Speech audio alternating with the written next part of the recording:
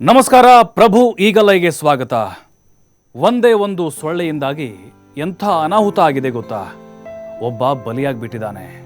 ಇನ್ನುಳಿದಂತೆ 5ರಿಂದ 6 ಜನರು ಈಗ ಐಸಿಯುನಲ್ಲಿ ಚಿಕಿತ್ಸೆ ಪಡೀತಾ ಇದ್ದಾರೆ.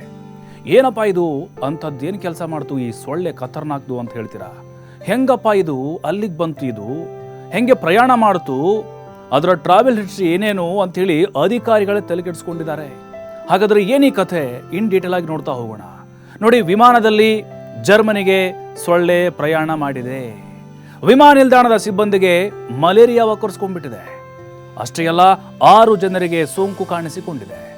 ಜರ್ಮನಿಯ ಫ್ರಾಂಕ್ಫರ್ಟ್ ವಿಮಾನ ನಿಲ್ದಾಣದ ಉದ್ಯೋಗಿಯೊಬ್ಬರು ಮಲೇರಿಯಾದಿಂದ ಸಾವನ್ನಪ್ಪಿದ್ದಾರೆ. ಇತರ 6 ಮಂದಿ ಸೋಂಕಿಗೆ ಈಗ ತುತ್ತಾಗಿದ್ದಾರೆ.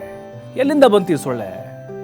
ಮಲೇರಿಯಾ ಪೀಡಿತ ಪ್ರದೇಶದಿಂದ ವಿಮಾನದಲ್ಲಿ ಸಾಗಿಸುತ್ತಿದ್ದ ಸೊಳ್ಳೆಯು ವಿಮಾನ ನಿಲ್ದಾಣದ ಸಿಬ್ಬಂದಿಗೆ ಸೋಂಕು ತಗುಲಿರಬಹುದು ಅಂತ ಹೇಳಿ ಈಗ ಆರೋಗ್ಯಾಧಿಕಾರಿಗಳು ಶಂಕೆಯನ್ನು ವ್ಯಕ್ತಪಡಿಸಿದ್ದಾರೆ. ಜರ್ಮನಿಯ ಫ್ರಾಂಕ್ಫರ್ಟ್ ವಿಮಾನ ನಿಲ್ದಾಣದ ಒಬ್ಬ ಉದ್ಯೋಗಿಗೆ ಈ ರೀತಿ ಅಂದರೆ ಬುಧವಾರ ಮಲೇರಿಯಾದಿಂದ ಅವರು ಸಾವನ್ನಪ್ಪಿದ್ದಾರೆ. ನೋಡಿ, ಬಹಳ ಅಪರೂಪದ ಸಾಂಕ್ರಾಮಿಕ ರೋಗ. ಈಗ ಅಲ್ಲಿರುವಂಥ ಕಾರ್ಮಿಕರಿಗೂ ಕೂಡ ಇದು ಆತಂಕವನ್ನು ತಂದೊಡ್ಡಿದೆ. ನೋಡಿ, ಆರೋಗ್ಯ ಅಧಿಕಾರಿಗಳು ಈ ರೋಗ ಏನೇ ಮಲೇರಿಯಾ ಇದೆ ಅಲ್ವಾ, ಅದು ಸ್ಥಳೀಯ ಪ್ರದೇಶದಿಂದ ವಿಮಾನದಲ್ಲಿ ಬಂದ ಸೊಳ್ಳೆಯಿಂದ ಹರಡಿದೆ ಅಂತ ಶಂಕಿಸಿದ್ದಾರೆ. ತಡಕಾಡ್ತಿದ್ದಾರೆ ಅವರು. ಯಾರ ಮನೆಯಿಂದ ಬಂತಿದ್ದು, ಯಾವ ಚರಂಡಿಂದ ಬಂತು ಅಂತೇಳಿ. ವಿಮಾನದ ಒಳಗಡೆ ನೋಡಿ ಸೊಳ್ಳೆ ರೀ, ಗೊತ್ತಾಗಲ್ಲ ನಮಗೆ. ನೊಣ ಬಂದರೂ ಗೊತ್ತಾಗಲ್ಲ, ಸೊಳ್ಳೆ ಬಂದರೂ ಗೊತ್ತಾಗಲ್ಲ. ಅದೇನು ಹಾವ ಅಥವಾ ಹಕ್ಕಿನ, ಯಾರ್ದೋ ಮೈ ಮೇಲೆ ಬಂದಿರಬಹುದು ಅಥವಾ ಯಾರ್ದೋ ಬಟ್ಟೆಯಲ್ಲಿ ಬಂದಿರಬಹುದು. ಬಟ್ ಅದು ಸೊಳ್ಳೆ ಸುಮ್ಮನೆ ಇರಲಿಲ್ಲ, ಅದು ಕಚ್ಚಿದೆ. ಪಾಪ ಕಾರ್ಮಿಕರಿಗೆ ಈಗ ನೋಡಿ, ಅವರು ಕೂಡ ಮಲೇರಿಯಾದಿಂದ ಬಳಲ್ತಾ ಇದ್ದಾರೆ. ಒಬ್ಬ ಸತ್ತು ಹೋಗ್ಬಿಟ್ಟಿದ್ದಾನೆ. ಇದನ್ನು ಅಧಿಕಾರಿಗಳು ದೃಢಪಡಿಸಿದ್ದಾರೆ. ಇನ್ನು 5 ಜನ ಇದಕ್ಕೆ ಸಂಬಂಧಪಟ್ಟಂತೆ ಚಿಕಿತ್ಸೆಯನ್ನು ಪಡೀತಾ ಇದ್ದಾರೆ. ಜುಲೈನಲ್ಲಿ ಮಲೇರಿಯಾ ಪೀಡಿತ ಪ್ರದೇಶದಿಂದ ಜರ್ಮನಿಯ ಅತ್ಯಂತ ಜನನಿಬಿಡ ವಿಮಾನ ನಿಲ್ದಾಣವಾದಂಥ ಫ್ರಾಂಕ್ಫರ್ಟ್ ವಿಮಾನ ನಿಲ್ದಾಣಕ್ಕೆ ಈ ಒಂದು ಸೊಳ್ಳೆ ಪ್ರಯಾಣ ಮಾಡಿದೆ ಅಂತೆ. ಇದೇ ಈಗ ಸೋಂಕನ್ನು ಹರಡಿದೆ.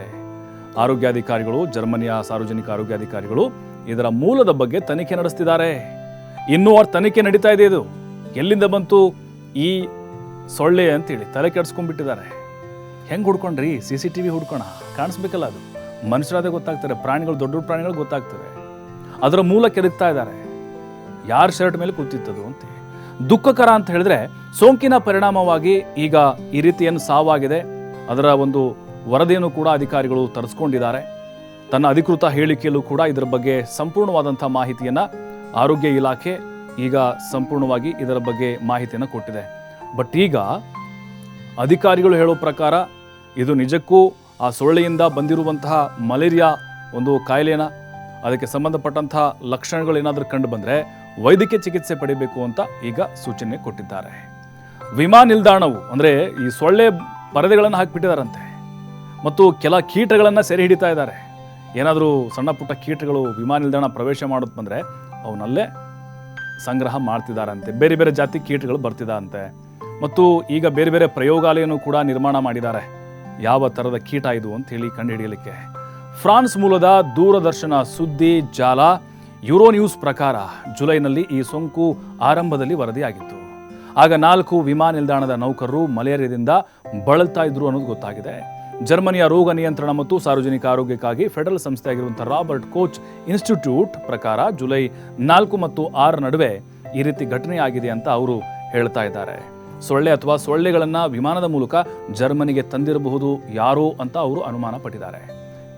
ಸಾಧ್ಯ ಇಲ್ಲ ಅಂತ ಅನಿಸುತ್ತೆ. ಯಾರೋ ಸೊಳ್ಳೆ ಬ್ಯಾಗ್ಲಿ ಹಾಕೊಂಡು ಬರೋಕ್ಕಾಗುತ್ತಾ, ಅಥವಾ ಸೊಳ್ಳೆ ಬಾರಪ್ಪ ಅಂತ ಕರ್ಕೊಂಬರೋಕ್ಕಾಗಲ್ಲ.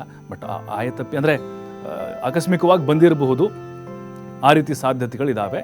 ಬಟ್ ಈಗ ಈ ಮಲೇರಿಯಾ ಅತ್ಯಂತ ಅಪರೂಪ ಕಾಯಿಲೆ ಆಗಿದೆ ಮತ್ತು ಸಾಮಾನ್ಯವಾಗಿ ಈ ರೋಗ ಸ್ಥಳೀಯವಾಗಿರುವಂಥ ದೇಶಗಳಿಗೆ ಪ್ರಯಾಣಿಸಿದ ಜನರೊಂದಿಗೆ ಒಂದು ಸಂಪರ್ಕವನ್ನು ಹೊಂದಿದೆ ಅಂತ ಹೇಳಲಾಗ್ತಾ ಇದೆ. ಜರ್ಮನ್ ವಿಮಾನ ನಿಲ್ದಾಣದೊಳಗೆ ಮಲೇರಿಯಾ ಈ ಹರಡಿದ್ದು ಬಹಳ ಅಪರೂಪ ಅಂತ RKI ಹೇಳಿದೆ. ಫ್ರಾಂಕ್ಫರ್ಟ್ ಆರೋಗ್ಯ ಇಲಾಖೆಯು ಈ ವಿಮಾನ ನಿಲ್ದಾಣ ಮಲೇರಿಯಾವನ್ನು ಒಂದು ರೀತಿ ಈ ನಿಷೇಧಾಜ್ಞೆ ಜಾರಿ ಮಾಡಿರ್ತಾರಲ್ವ, ಆ ರೀತಿ ಘೋಷಣೆಯನ್ನು ಮಾಡಲಾಗಿದೆ. ಅಪರೂಪದ ಪ್ರಸರಣ ಅಂತೇಳಿ ಇದನ್ನು ಬಣ್ಣಿಸ್ತಾ ಇದ್ದಾರೆ. ಇನ್ನು ಬುಧವಾರದ ಈ ಯೂರೋನ್ಯೂಸ್ ಪ್ರಕಾರ ಅಂಥ ಸಂದರ್ಭಗಳಲ್ಲಿ ಮಾನವನಿಂದ ಮಾನವನಿಗೆ ಹರಡುವಿಕೆಯ ಒಂದು ಯಾವುದೇ ಪಾತ್ರವನ್ನು ಇದು ವಹಿಸುವುದಿಲ್ಲ ಅಂತ ಒತ್ತಿ ಹೇಳಿದ್ದಾರೆ.